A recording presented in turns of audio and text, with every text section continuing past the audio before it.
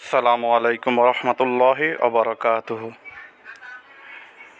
সম্মানিত ভিউয়ার্স, আশা করি আপনারা সকলে ভালো আছেন। আলহামদুলিল্লাহ, আল্লাহর রহমতে আমিও ভালো আছি। এইচ লেটার দিয়ে খুব সহজে এই চেয়ারটি আর্ট করা যায়।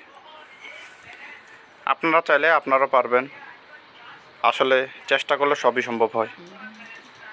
তো খুব সহজে এইচ লেটার দিয়ে আপনারা যদি চান, যদি চেষ্টা করেন, তাহলে এরকম সুন্দর একটি চেয়ার রাখতে পারবেন।